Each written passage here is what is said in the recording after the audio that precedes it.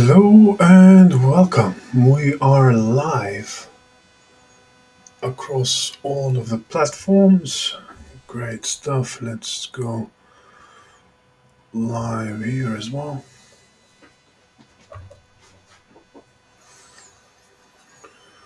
And let's start another one.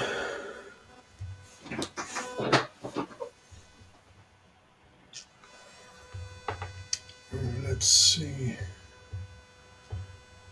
Yep, we are live and going.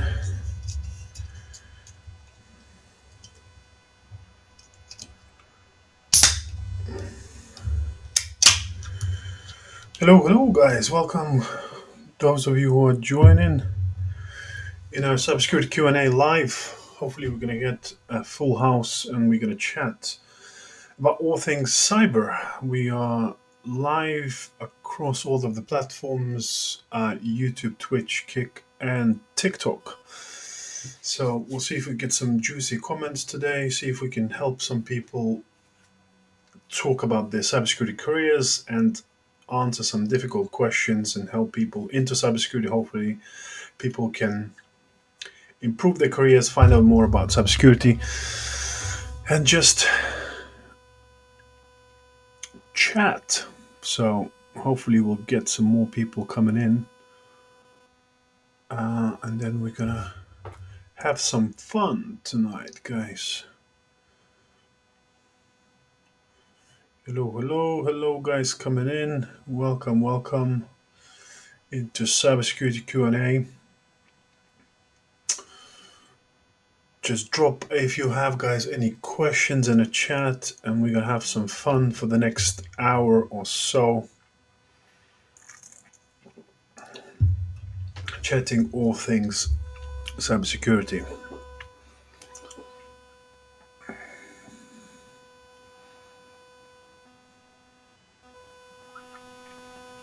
I've done one of these live yesterday, but I think I'm trying to probably move the date and do it probably on Wednesdays, and probably this time is probably will be suited better to me, and hopefully we'll get some more people coming in and hopefully more people can join. But as I mentioned on previous evenings as well, guys, my kind of DMs and messages are always overwhelmed with people asking cybersecurity advice, and it's usually hard to be able to help and answer some of these questions in the messages. So some of these lives are a way for me to help and answer some of the questions that people might have about career, about certifications, about gaining skills. So that's kind of a way, I guess, to answer some of these questions instead of DMs and comments, which is much harder to do that sometimes. So hopefully, guys, you'll have some interesting questions in the chat. We can talk about your cybersecurity careers and cybersecurity questions that we can chat about that. So hopefully we get to do all of that. Welcome guys coming in. If you got any questions, just ping them in a chat. We can discuss all things cybersecurity. Talk about whether it's career, whether it's certifications, whether it's skills, or what you guys trying to achieve, or how you guys trying to build your cybersecurity career, or trying to advance your career, or where you want to go. We can chat about all of those things. Welcome guys joining in our cybersecurity Q&A, where we'll be talking about all things cybersecurity, essentially. Welcome guys joining. As I mentioned earlier, if you have any questions about cybersecurity, about career in cybersecurity, just drop them in a chat and we'll discuss all things cybersecurity, whether it's career, whether it's skills, whether it's certifications, all of those things. And there's no stupid questions, so we'll try and help as many people as possible, chat about careers, chat about stuff in technology and cyber, and hopefully we can help some people.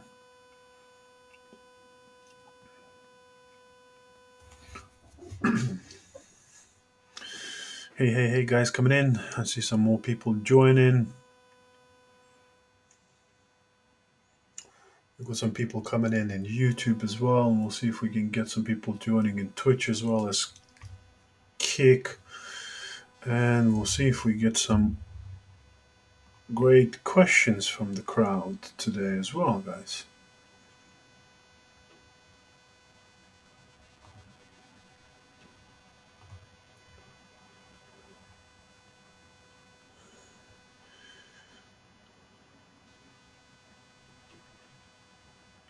That's amazing to hear, Sergi.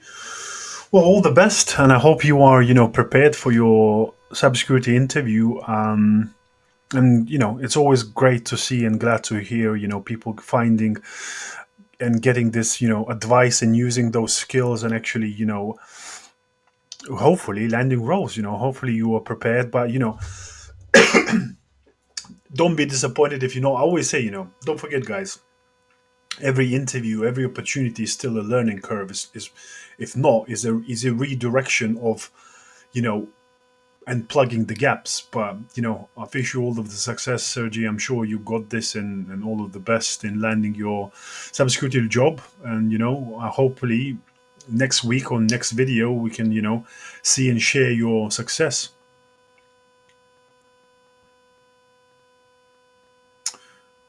There is any way to create another level of security, like encrypt the files with the environment? We count on you, Sergi, and hopefully you're definitely gonna land this role. Can you share us what role it is? Is it your first cybersecurity role? Would love to hear.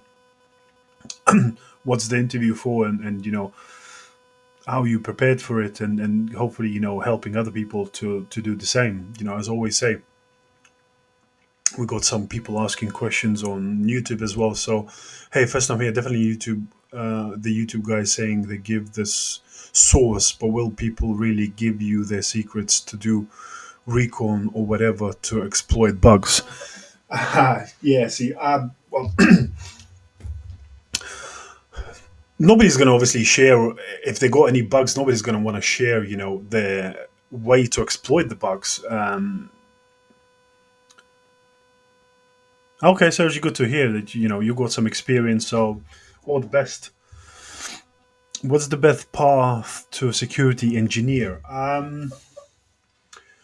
It really depends, Ram, on your previous experience and previous skills and what you have done before and what kind of skills you have. Because I always say, some of these questions are really hard to answer because they are relative based on your experience, based on your skills that you have, and based what kind of security engineering you want to do. Do you want to do cloud security engineering? Do you want to do, application security engineering? So there's the cybersecurity is such vast. That's what I always say, to people.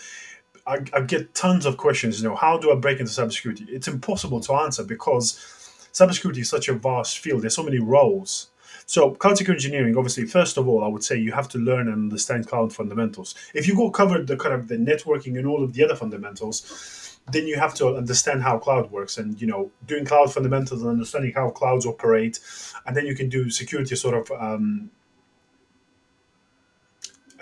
security sort of certifications. So there are, cloud AWS security certification. There is AZ500, which teaches you, security engineering stuff in Azure. Google has the same. So then building those skills and learning how to deploy security controls, how to, you need to learn how to script, at least with Bash, learn a bit of Python. All of those skills will come in handy. Matthew says, is cloud security engineering very difficult? Well, it depends. Define difficult. Matthew. It depends. If you got some skills and you understand, scripting, you've done some sort of security skills. Because what I'll say to you is, if you want to start out and jump as a newbie into cybersecurity engineering, it's very hard. You need to build some sort of level foundation of skills and understanding first before you kind of jump head on first into engineering. And I would say you can do it, but your road and path to it is going to be way longer. That's why I always suggest to people, start with something like working in SOC, learn the fundamentals, learn the sort of the whole cyber defense spectrum, get some skills under your belt, and then you can sort of build into engineering spectrum, because that's what I did with my career. I worked in SOC a couple of years, learned it inside out, and then went to engineering. Someone says, please, any advice? I learn intro from Cisco and basic networking, learn Linux commands. What's next? Um, it depends what you want to do. I always say, guys, I can't answer you questions with what's next without understanding what you guys want to do specifically. Um, so you have to understand. You have to give me specifics.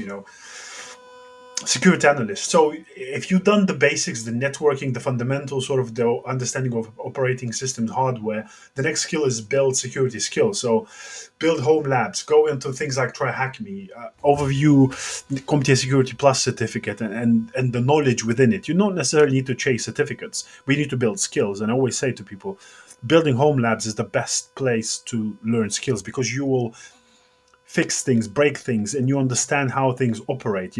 Just buying something like one laptop where you can use virtualization such as VirtualBox and build a network of machines. Kali Linux, as an attacking machine, Security Onion as a defensive one to build SIEM and your cyber defense, and things like that. And then you can attack, for example, Windows machines, send logs into Security Onion, and play around. Do you think it will be a revolution in this field, or I find out the right technology? There's always not necessarily a revolution, but there's always evolution within the cybersecurity field. And that's what I always say to people.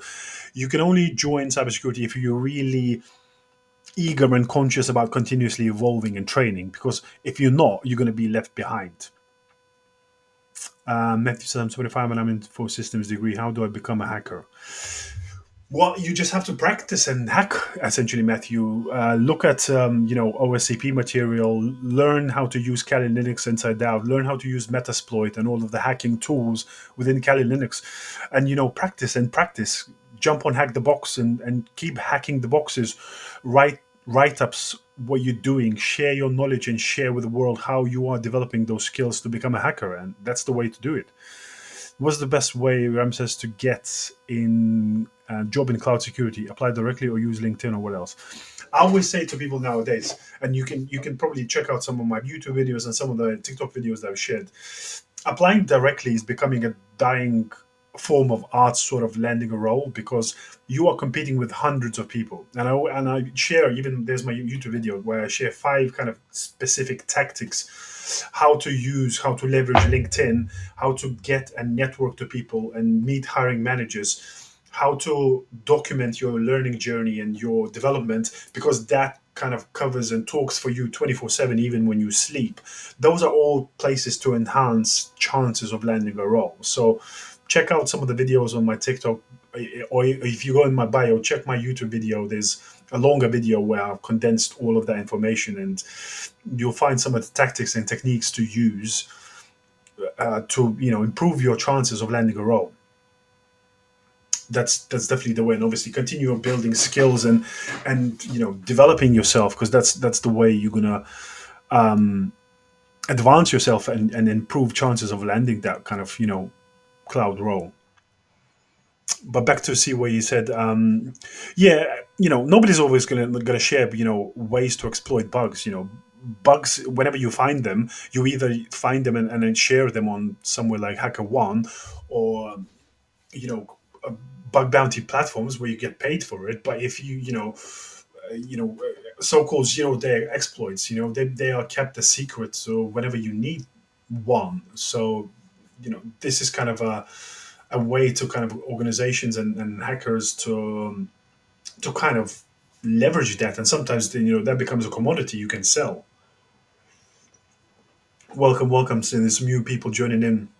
We're chatting all things cybersecurity. So if you have any questions about career, about advancing your career, just drop them, guys, in the chat, and we'll hopefully can answer some of the questions and help you guys along the journey. As I mentioned earlier, we are live in 4 platforms through Twitch, Kick, YouTube, and TikTok. And hopefully we get some great questions and we'll help some guys. As you can see, I don't know if you saw some of the comments, like there's people who are in the chat who, got interviews based on advice, and hopefully will, land some roles, and people actually find value in these. So hopefully, we can continue doing if people support and find it helpful. Matthew says, do you believe if AI goes left, cybersecurity field will skyrocket? Um, I mean, depends what you mean by go left. I think, AI. I'm a real big proponent, and I think AI can definitely help us in cybersecurity because there's so many tasks and there's so many jobs that people are overwhelmed and overworked. Dealing with incidents, you know, non-stop. So AI can kind of sift through that massive amount of data and really help us to you kind of fix the small issues where it does not really require human intelligence or a lot of thinking. So AI can do the heavy lifting, and we can actually prevent people from burnout, from stress and pressure, and actually focus on the tasks that we enjoy doing. Take for example SOC. Normal SOC analysts, they are solving sometimes hundreds of incidents daily. Now if we can take away the sort of tier 1 level of incidents and get AI to deal with that and just present to the human, more complex tasks, I think AI is going to definitely elevate us in cybersecurity. And, look at some of the logging that we have, normal corporate system, you got gigabytes and gigabytes, sometimes even terabytes worth of logs daily. Harry says, what would say is the most important service solution going into 2026? It really depends. I think there is no one specific solution that I would say, Harry. I think, and that's what kind of cybersecurity kind of became lately. I think people are chasing the kind of unicorn solutions that will solve all of their problems. We still need to do the basics. Look at. I've got some videos about CIS 18, where there's 18 basic controls that most organizations should have. And some of these basics are neglected, and that's why we can keep still seeing incidents going on and on, because people are neglecting, patching, neglecting, MFA and system hardening and things like that. Do you think? I don't think, Matthew, that GRC is ever going to be replaced. It's always the regulation is going to just become harder and stricter. There's legal requirements. GRC is always going to be popular and needed, and I see that often. I've got a team of GRC in my workplace. That I've hired, and we always rely for them to work with our clients and contractual obligations. Yazan says, create a new level of security, encrypt the files, readable.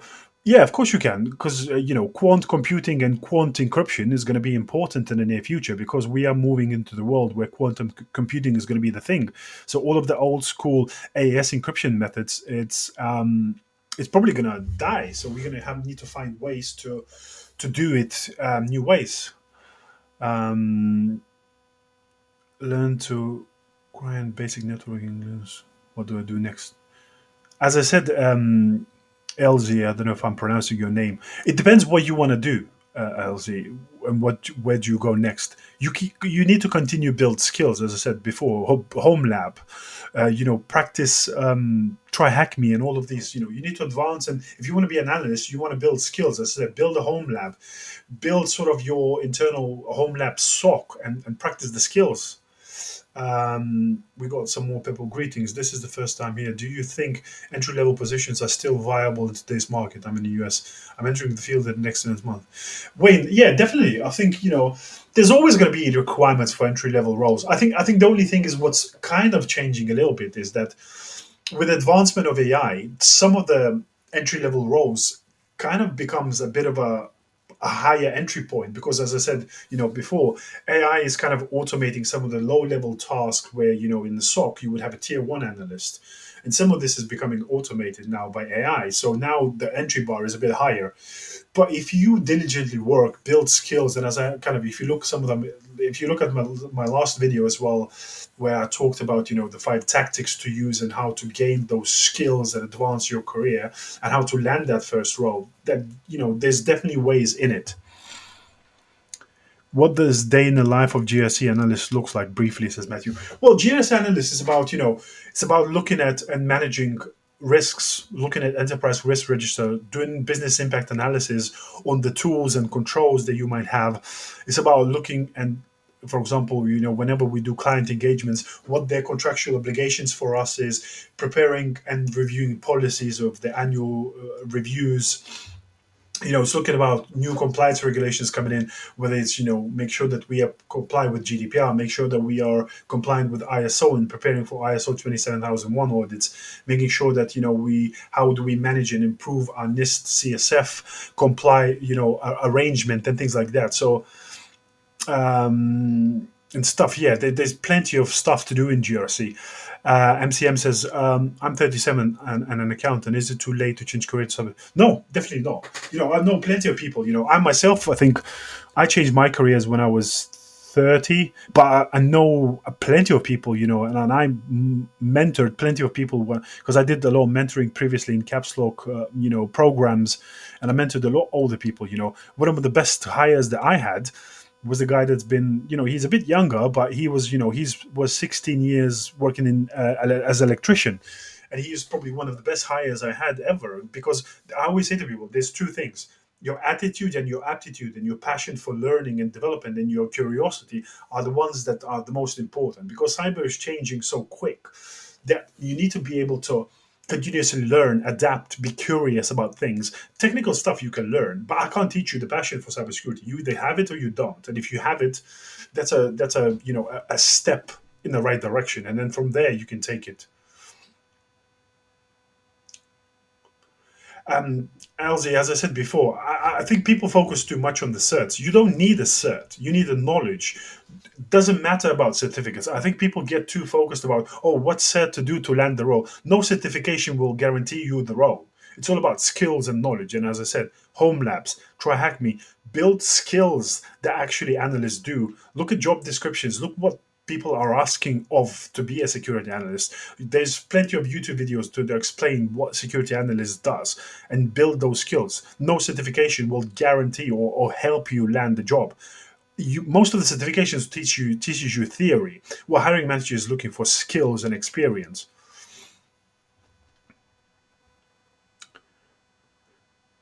Yes, Matthew. I think it's not necessarily a mutually exclusive thing. You can definitely build passion, but you have to find motivation. You have to understand. I always say to people, find your why. Why do you want to go into cybersecurity? If you're just chasing money, it's hard to motivate yourself for just thinking that you're going to join the lucrative career. You have to be passionate about technology, be passionate about learning, be passionate about protecting organizations from hackers and things like that. And because for example, when I went into cybersecurity, it took me 7 to 8 months, about 4 or 5 hours a day, continuous learning, training, documenting, LinkedIn, networking with people. I kind of, again, as I always say to people, you have to find alternative ways than just applying. For example, I landed my first role. I did a presentation on a conference doing presenting MITRE ATT&CK. I was a junior, but I went out of my way, and the hiring manager saw my presentation, and that was a kind of a slam dunk when they saw my presentation to land me the role. That was the kind of the help. Wayne says, I'm 37, going for it now. Plan to have SAL1 by the end of January. Great stuff. Wayne, it's, if 37 is definitely not the end of the road. I've seen many older people changing careers and from various different backgrounds. I always say, for example, I find teachers find a good career change in cybersecurity, because teachers are been known to explain how technical concepts to like a 7-year-old. So it's a great skill to have in cybersecurity.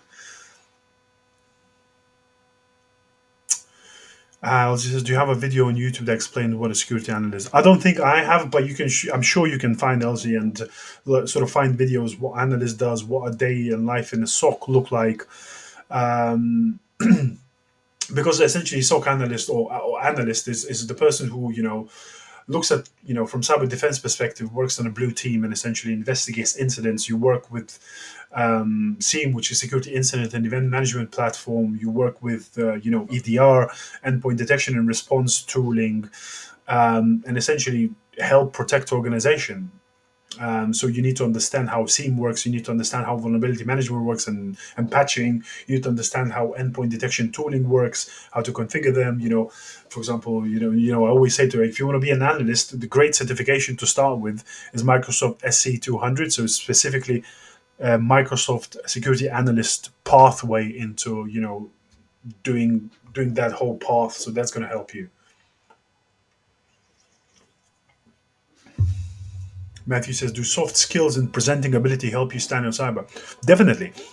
I always say to people, it's not necessarily to knock anyone down, but people who are very technical, and geeky, they struggle to, talk in front of the audience, gain people influence. Because I always say, you can be a great technical person, but at the end of the day, you're not making decisions. Your bosses or the executives, for example, I'm CISO, so I present to the board my security program, and I have to convince that my program is the best. How it's going to help protect the business, how it's going to help save money. So you have to influence, you have to storytell, you have to translate technical terms to the board because they're not technical. So some of these soft skills are tremendously important, because no matter how great your idea is, everyone has to agree and you have to convince that this is the best idea. And if they don't understand what you're talking about and you can't explain the concept simply and get people buy-in, chances are your ideas might not reach a day of light.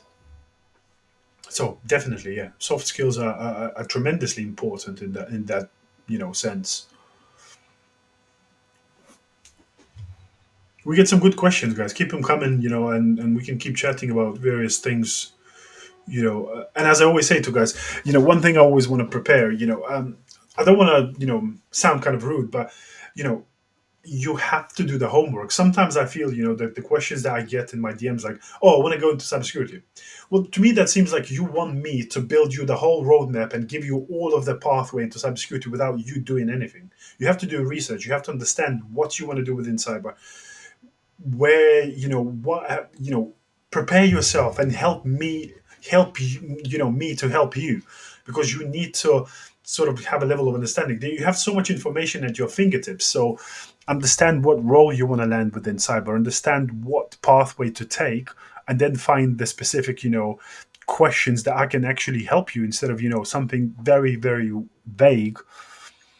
I found that analogies are important for bridging the gap between tech and business. Definitely, as long as you can showcase and help people to showcase how, how some of these things translate to business revenue, translate and help business. I always say whenever you have an initiative or you want to buy control, you want to buy security tool, you want to showcase how is this going to help. But not only you can't say, oh, I want to buy this, security cloud tool because I think this is the best tool. But you have to showcase in monetary terms how it's going to help the business, how it's going to protect the business from hackers, how it's going to protect the revenue stream, how it's going to protect and help business to increase its resilience. You can always say, for example, oh, we can buy this tool because it will prevent ransomware, and it will reduce our chance of downtime, therefore we can save business a lot of money, and protect the business from making sure that we don't have downtime. Because if our business is making $1 million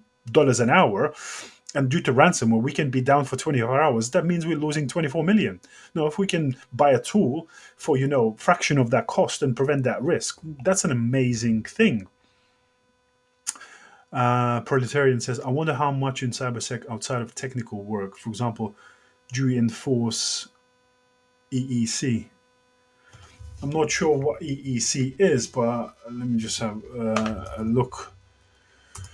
There's loads of kind of things, in cybersecurity. I always say, you kind of are, in cybersecurity, we do a lot of different things because it's always interrelated with technology. So we're always collaborating with IT, and now you've got data and technology and applications across the whole business. So it becomes such a, kind of collaborative effort across the whole business to make sure that, we prevent phishing, we prevent attacks. We protect data from leaving the business. We protect intellectual property. If you are developing products, and code within the business, and there's loads of kind of things. Why isn't there a universal framework of analogies used for teaching cyber in schools? I think it's a good question, Matthew. I think even the problem is, I think it's kind of the whole industry is a bit skewed because certification bodies are obviously trying to make as much money and forcing and showcasing, this whole, cybersecurity skills gap and how these certifications going to help you land roles. Obviously, so to make sure that they make money, and same as with these boot camps. So there's hopefully, the schools in the near future are going to go, a step beyond just doing computer science. Um, and actually, bring some of these skills that are so important in schools, especially if people want to sort of go into that field.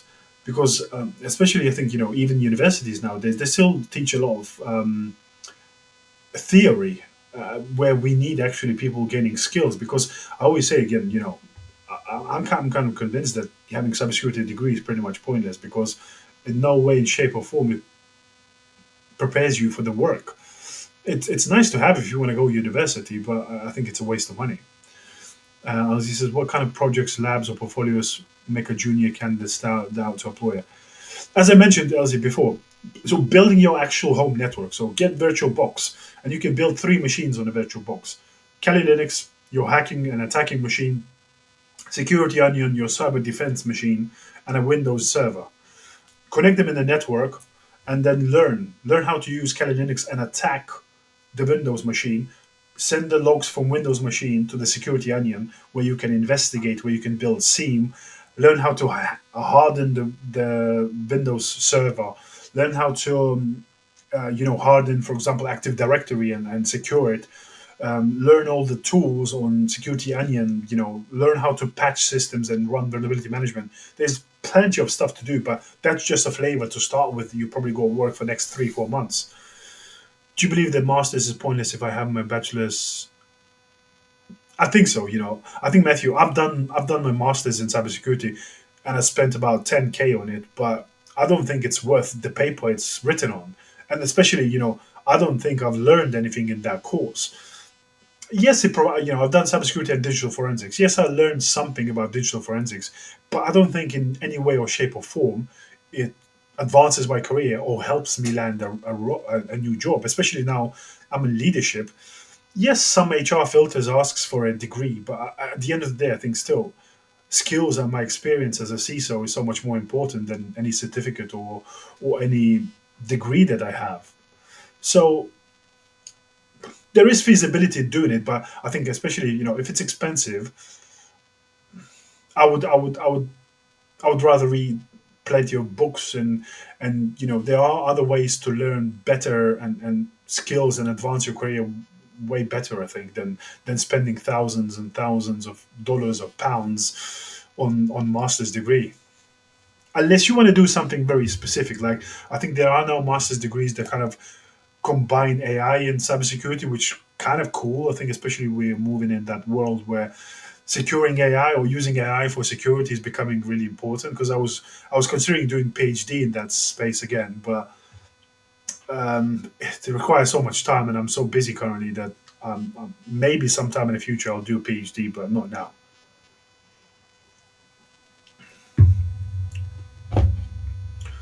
You were just spamming, Elsie. I just already said what projects to do. Yeah, AI governance is another thing that is always going to be important. There's so many organizations who are deploying AI, and they will need governance. You can't just plug in security tools to protect against AI and stuff like that. What is an example project you focus on as a CISO? What was the goal and deliverable?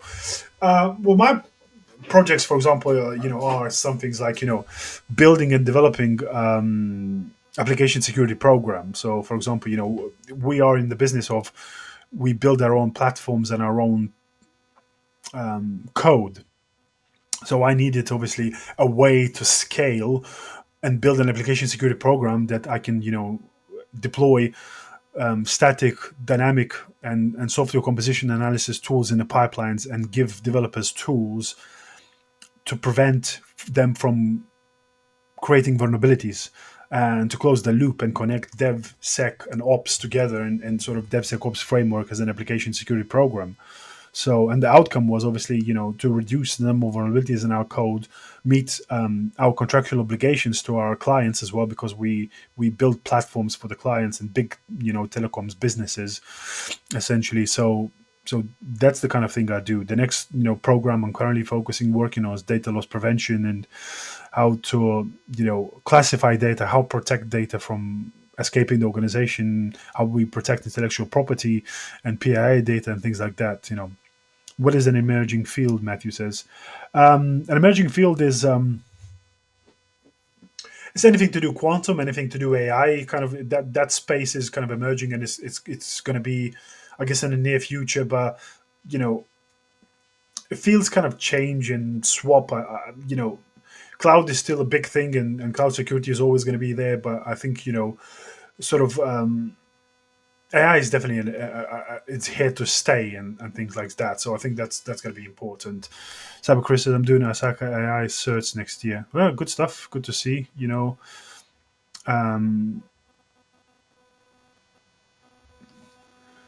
What is some study habits you used where you are in your career? I think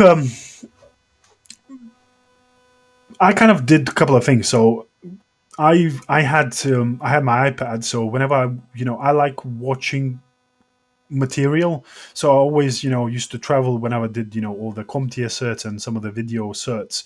Whenever I traveled anywhere, I always had headphones and just watch videos nonstop and take notes. And then practice. I built my home lab, built virtualization machines, and practice and practice and practice and play whenever I had the time. Cyber Chris says, just working on a DevSecOps program with Terraform, Trivy, and Chekhov. Amazing. Well, that's a good, project to work and have skills. I always say to people, nobody's deploying cloud through GUI anymore. You need to learn how to use Terraform, and how to use Terraform, how to plug and deploy these tools like, as you say, Trivy, Chekhov into the pipelines, and get people the earlier you get feedback on what they're building, the better it is. Learn also with Terraform how to build security policies, because, for example, yes, Trivy and Chekhov sometimes, it depends who runs those tools. But for example, you go cloud security tooling, it says, oh, you go misconfigured virtual machine. It's great, but that means it's already been deployed and you need to fix it. Now, if you deploy a cloud policy through Terraform that says, oh, we will not allow our DevOps or infrastructure to deploy virtual machine that has all of the open ports or has unencrypted hard drive. So you will prevent security misconfigurations at the source, because that policy will fail their build. So that's another great skill to have. How would you build a home lab? Matthew says, exactly. That's why, as I said, you just use virtualization. So get yourself, any laptop that has anything over sort of 12 or gigs of RAM, because you need about 4 gigs of RAM for each virtual machine. So get yourself a Windows machine with 16 gig of RAM. Doesn't matter anything else. Install VirtualBox, and then you can get ISOs for Kali Linux, Security Onion, and Windows Server, and then you can build virtual machines using virtualization with VirtualBox and build yourself. Proletarian says, so I don't use a Terraform as a CISO, but I used to use when I was a security engineer and when I was a security architect, and some of the skills that I had before, because I knew how to, for example, I did CKS and I knew how to harden and secure Kubernetes. I've done all of that. That's why I was very intentional in my career in my CISO, that I built a lot of technical skills throughout my career, and I worked in every field within cybersecurity until I got to leaderships. But yeah, I'm not using Terraform now. Let's see what else is there. Redden says, if you want to build a home lab, use OPC and install Proxmox or VirtualBox or anything like that. I'm currently creating a Pi hole on Raspberry Pi for ad blocking. Yeah, well, that's a great. Well, as I say, I think I don't know if you heard Redin. So the project is just get yourself a virtual box, old laptop, and build your virtual network. But yeah, it's a great start. Raspberry Pi. You can put. Yeah, I've seen loads of people, creating their own sort of firewalls in their home network to prevent ads and stuff like that. There's some great projects in that space. Yeah, learn Wazoo, learn Kali Linux, Kali Purple is some great stuff in there. I will soon pass my CompTIA Security Plus exam. Do I need to do CompTIA CISA? No, you don't. Um, as I said, you don't need any certificates. Security Plus is a good basic to have. It's, passes ATS systems and HR filters. But to land a role, you don't need any certificates, not even one. You need skills. And that's why we keep talking about home labs, building and understanding how security analysts, depends what role you want to go into, but actually building skills that people use in those roles instead of chasing certs. You need to have one or two, or a couple of certs, obviously, as I say, to get ahead, but you don't need certificates to land jobs. Just loads of comments now coming in. Biggest skill in cybersecurity is translation of technical to business. Definitely, cyber. Chris says. I always say to people, so many technical people who are struggling with communication. That's something that Um, thanks, Red. Yeah, I try to be and mentor as many people as possible, but nowadays, because I'm running my own business, I'm also a CISO, and I'm also doing a lot of other stuff. It's hard to find time, and I always say I can't always answer questions in my DM, so I'll try to do these live streams to actually help as many people as possible. So Sam Chris says, I did Sec Plus CISA, CISM, and ISO 27001 auditor after 20 years in IT network. Yeah, exactly. You go a couple of certs that kind of, covers some of the broad basics, but, you don't necessarily need to do extra certs, for example, if you want to advance your career. For example, if you want to become a CISO and you go 5 years of experience, you can do CISP, and that's pretty much enough. And not getting more leadership certs not going to increase your chances of landing the CISO role and things like that. What do you think? What skills do you think is the most important to move from ops to architecture? Architecture is a lot about documenting. It's about understanding um, how things work and how things are architected. You need to sort of be good at drawing diagrams, understanding controls, understanding possibilities of each kind of platform, and for example cloud. You need to look at I would, if you really want to be an architect, look at TOGAF. I think that's one of the main kind of architecture certificates, but not necessarily do certificate, but understand material within it and understand what it teaches, and kind of because it's architecture is a lot about documentation. I always say people think they want to go into architecture, but it's not necessarily sexy route. If you love documenting things, creating designs and stuff like that, then yeah, by all means, go ahead. If I'm undecided about technical or business cyber, how do I decide?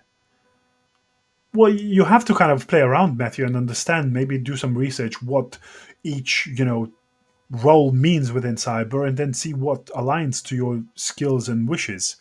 Let's see what else. How do I conduct upstream supply chain monitoring without dedicated sources of intelligence? You can't really do that, I guess, Ray.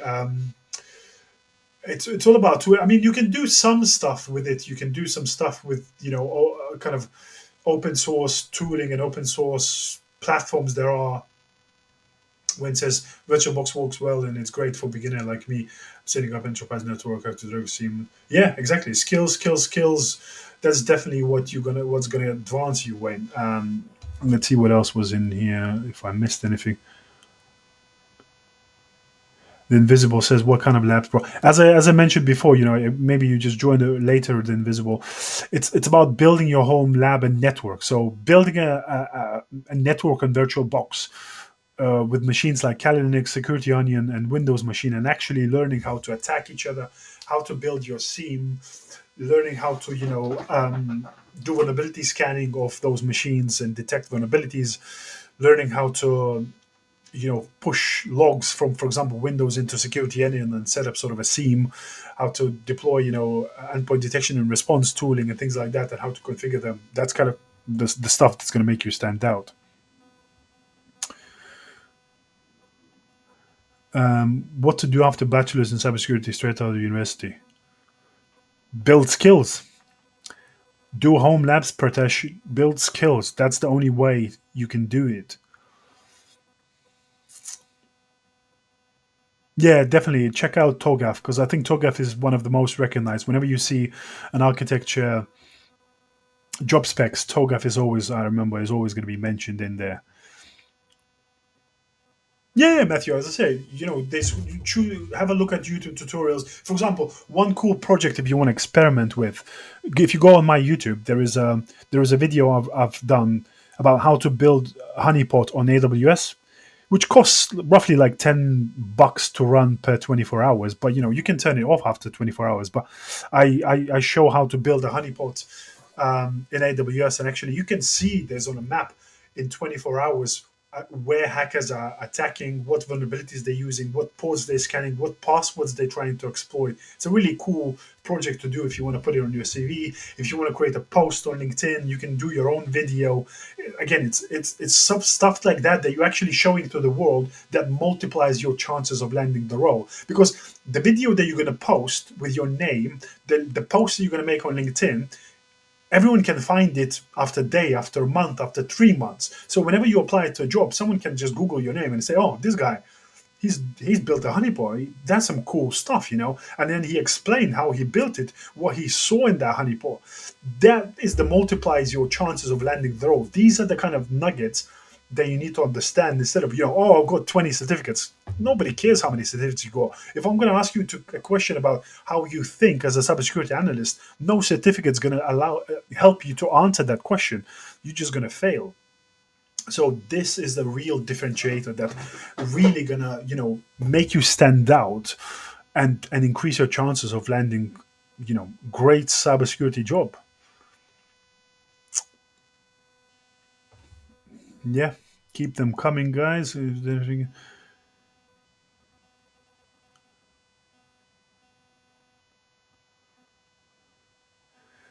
you do self-pace? Of course you can.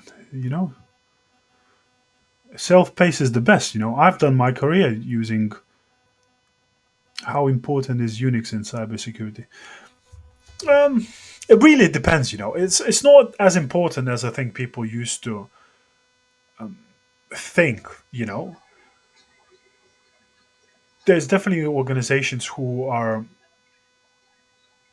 using Linux environment, but it's not as prominent as it used to be. You definitely need to learn the basics, especially if you're using things like Kali Linux. Obviously, then learning how to use Bash, and learn how to use Nmap and basics. It's good to have, but you don't necessarily need you know anything more than that. Hi, Matthew. No, I don't really have time now currently to mentor students, and that's what I'm saying. This is kind of my way of helping people and doing those lives, and hopefully, if we continue, guys, we can answer some better questions, and you guys got some tips to start with. But you guys need to do the work. That's what I'm saying. It's talking about mentoring. I can't. The expectation normally is from people. I'm going to do the work for you. No, you have to do the work. I'm going to answer and guide you, but you have to do the hard work, the building, the all of the stuff. And then when you're going to get stuck, ask questions. But don't ask questions about how to break into cybersecurity and then expect me to build you the whole pathway and whole program to you go into cybersecurity. So my mentoring is kind of these sessions because, as I say, my DMs, my comments sometimes is overwhelmed with these, and I can't really answer some of them. So that's kind of my way to do weekly. I'm gonna try to make this a regular occurrence. So I kind of swap from Tuesday into Wednesday because I think this is better for me because I have some other stuff going on Tuesdays. But I'll do probably the same time. And again, I'm gonna, once we finish tomorrow, maybe I'm gonna create another event for the next Wednesday, and hopefully we can guys travel together in this journey and you're going to land the role. But yeah, you need to do the work. You need to yeah, you can't cheat the work, and you can't speed up time. So all of these skills building requires time. It requires you to get and do the work, build skills, showcase those skills to the world, and hopefully as people, there's people in the comments, actually, even today said that based on my advice, they got an interview tomorrow, which is, it's an amazing thing to see. And hopefully that, we keep hiding people that, um, it's going to help.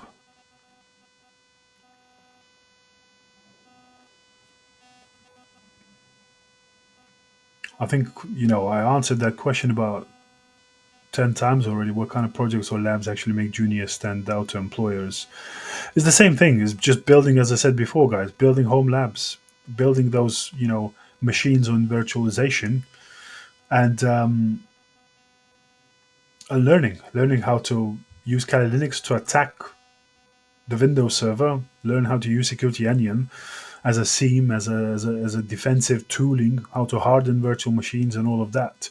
As I said to just now, you can also go in my YouTube, learn how to deploy AWS Honeypot and stuff like that. There's various kind of Google is your oyster as well. Find some creative Google cybersecurity projects, cybersecurity home labs. There's plenty of people who are in similar boat as you guys have done their write-ups, as I always said, and shared what they have built, what they have done. Just copy that.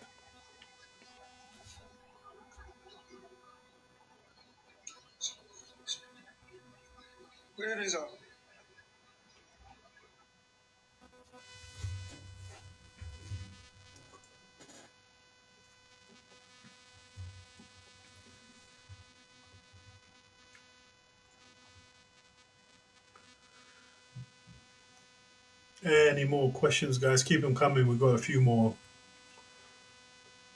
minutes that we're going to chat. And hey, man, I'm based in Seattle and finished high school abroad and thinking of doing. Uh,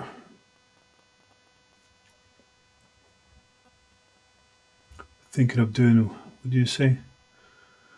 Thinking of doing community. I think your message got cut off, IB, and I'm not sure what you're thinking of doing. Why isn't deep Unix knowledge important? Because, well, you see, proletarian, deep Unix knowledge is only important if you end up working with Kubernetes, or if you work in DevSecOps and that kind of thing, then yes, you're going to use it. But for example, if I work in a Microsoft organization, we're going to be using Microsoft tooling. So I actually need to learn how to use, oh, I even forgot now what's the language. You actually need to learn how to query Microsoft SIEM. You need to learn how to configure EDR. You're working with Windows and Windows machine and Windows servers. So you pretty much barely, if ever, going to touch Unix. So it really depends. If your organization is AWS as well, if you got predominantly Linux environment, then yeah, you might going to use it. But there are, nowadays it's becoming sort of a less of a need and less of an importance. What was the instrumental skill in becoming a CISO? Well, I think it's just about understanding business, understanding how I can translate and build cybersecurity programs, understanding what is needed, how to manage. Like, one of the big books I read is How to Measure Anything in Cybersecurity Risk. That was influential. Then there are some great CISO books I read. One of them, I think, is called There is CISO Evolution. Great book. There is CISO Compass that kind of provides the whole roadmap of what CISO does and how to build cybersecurity programs. And so these are the kind of things. But really, the business acumen is the one that's the meal difference, because you go from sort of technical cybersecurity into really sort of business facing, presenting your program to the board and other executives. IB says, what do you say? You want to do so you want to do community college. I want to do cybersecurity. Yeah, but you see, IB, and I'm kind of mentioned this before, and I always get these questions. What do you want to do in cybersecurity? Cybersecurity is massive. There are 20 different roles in cybersecurity. So there is no such thing as I want to do cybersecurity. So you have to do your research and you have to understand what is or what are the roles within cybersecurity and what do you want to do in cybersecurity. Because nobody's going to be able to help you to go into cybersecurity, because cybersecurity as such a thing is this, we do not exist.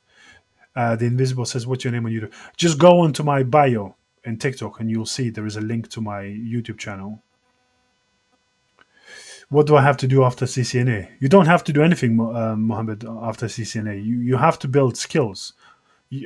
People keep concentrating about certificates. No certificate is important. You don't have to do anything. You don't have to do any certificates. You can do one or two. You can do Security Plus if you haven't done anything. That's maybe one to help you unblock the doors. But you need to build skills. You don't need to do any certificates. And people keep focusing about what to do next. Some of them might have, not all of them, but yeah, that's why, for example, there are specific laws and specific organizations. For example, I know in Switzerland, that prevents you from buying specific firmware that is made in China because there's potential, backdoors in it. There's potential, it's not only necessarily backdoors, but don't forget, firmware as any other software needs to be patched. There's always hackers and white hackers and bug bounty hunters that find vulnerabilities. So, and some of their firmware is really hard to patch. If you got a machine that makes, 10,000 bottles of vodka per day, so imagine stopping that for a couple of hours to patch firmware, how much losses you're going to have. So some of these are never updated, and that's why it's a hard thing sometimes to do in cybersecurity, is because you have to sometimes due to firmware upgrades get downtime, and that's a hard business ask to get sometimes.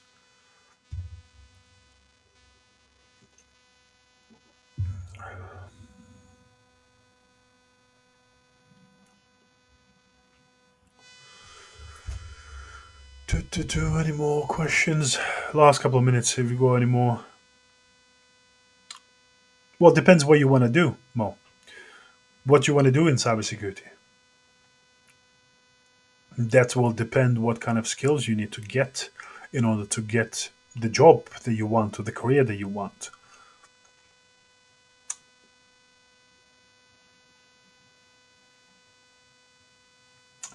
Keep them coming, guys, if you got any more questions. Last couple of minutes, but I just want to make sure that everyone's aware. Obviously, we're going to do the same thing next Wednesday, 7 p.m. BST or British Standard Time. I'm going to create another event. I'm going to push a couple of videos on my channel so you are aware. So make sure you turn on your notifications so you are aware when I'm going next live. And we can chat again. Hopefully you guys can advance and do some research, do some homework, and we can chat about the next direction for you in cybersecurity and actually, help you get further down the road than you currently are, and help you land that role. But yeah, it's great to chat with you guys. Great to see a couple, quite a few people joining in, asking some great stuff. As I mentioned previously, what do you think any specific international orgs are useful to know about? Yeah, for example, CIS is always good to know. It's always good to start, especially if you go into organization that's not mature.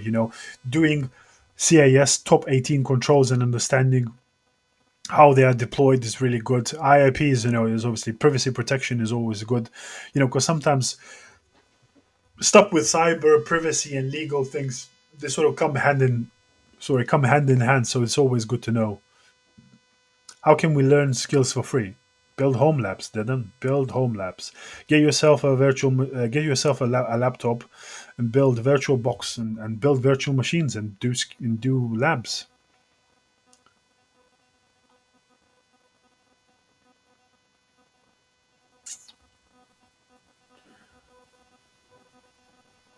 You have to keep practicing that, and if you want to learn, so build home labs and learn.